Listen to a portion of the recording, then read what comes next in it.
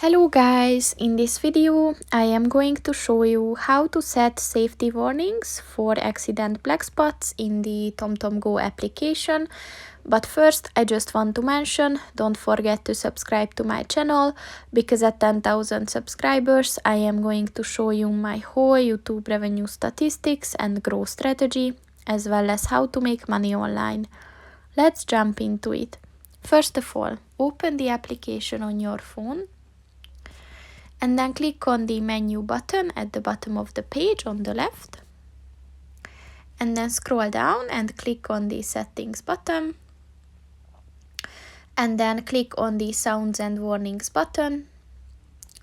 And once you enabled the safety warnings section, you can click on that, and then click on the accident black spots button, and you can set the safety warning type for that. So just click on the one that you want to use, and that's pretty much it for this video, guys. See you in the next one. Goodbye.